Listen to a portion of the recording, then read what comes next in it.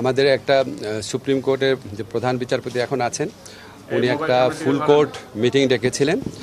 তো এটা আপনার ছাত্র জনতার পক্ষ থেকে আমি একটা স্ট্যাটাস দেখেছি। আসিফ মাহমুদ বলেছে যে এটা কারোর সাথে কনসাল্ট করে নাই, উনি এটা যেভাবে ডেকেছেন এটা মনে করা হচ্ছে যে এটা একটা যে স্বৈরাচারী পরাজিত শক্তি ছিল তাদের পক্ষের একটা মুভ, আমি যতদূর মনে করতে পারি। তো আমি এই ব্যাপারে কমেন্ট করার আগে কয়েকটা কথা বলতে চাই। দেখেন, আমাদের প্রধান বিচারপতি অত্যন্ত শ্রদ্ধেয় উনি, তো ওনারা কিছু ব্যাপারে তো প্রশ্ন ছিল, বিশেষ করে যখন এই আন্দোলনটা হচ্ছে তখন উনি প্রশ্ন করেছিলেন আন্দোলন করে কি রায় পরিবর্তন করা যায় কিনা।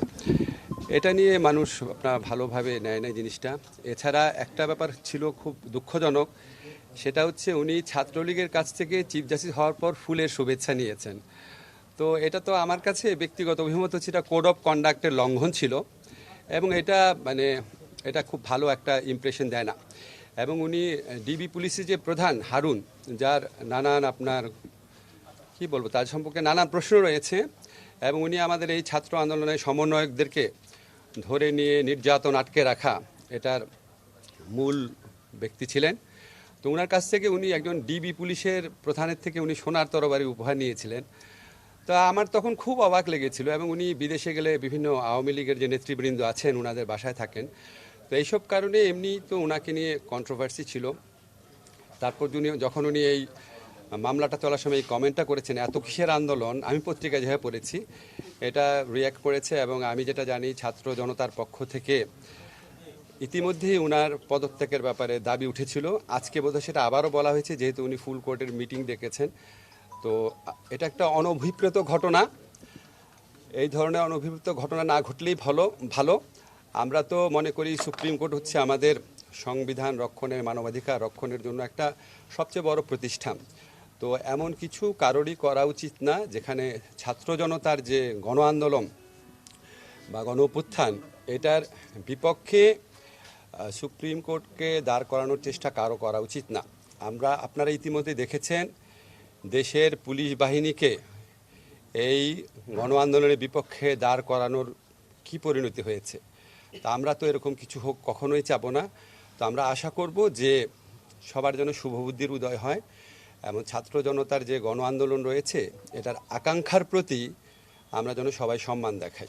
আমি শুধু বলি এইটার মেয়াদের ব্যাপারে এখনো কোনো কথা হয়নি। আপনাদেরকে দুইটা জিনিস মাথায় রাখবেন কাইন্ডলি, সেটা হচ্ছে রাজনৈতিক দলগুলোর প্রত্যাশা থাকবে যে যত তাড়াতাড়ি সম্ভব নির্বাচন। আবার এই দেশের সাধারণ মানুষের যে সংস্কার আকাঙ্ক্ষা, সেখান থেকে প্রত্যাশা থাকবে এই সরকার যেন জরুরি কিছু সংস্কার করে যায়।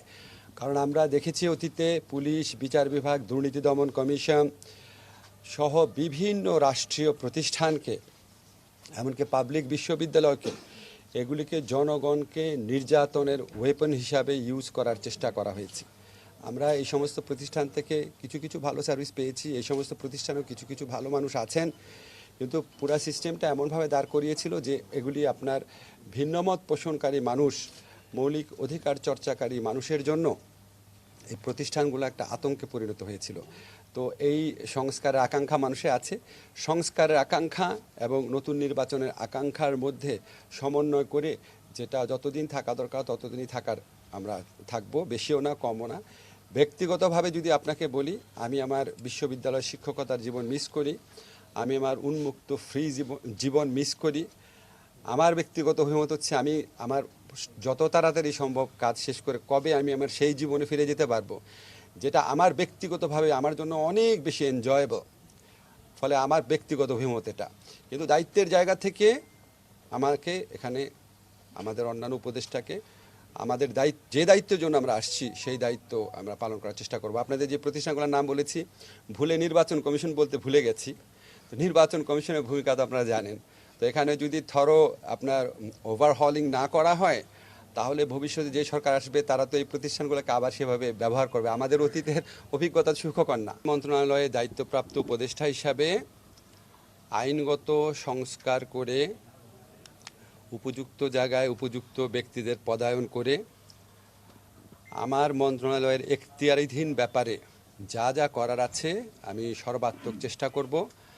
আমি এই পজিশনে এসেছি, এটা আমি মনে করি এটা আমার একটা দায়িত্ব, এটা ছাত্র জনতার আকাঙ্ক্ষাকে প্রতিনিধিত্ব করার দায়িত্ব।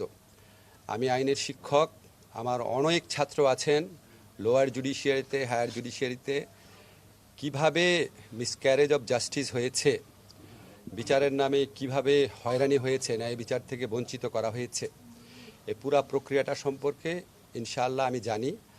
আমি আমার সাধ্যমতো চেষ্টা করব। আপনারা জানেন আমরা শুক্রবার অফিস করেছি, আজকে শনিবার অফিস করছি। এখানে আইন মন্ত্রণালয়ে যারা আছেন তারা সবাই আমাকে আশা করি কোঅপারেট করবেন, আমরা চেষ্টা করব।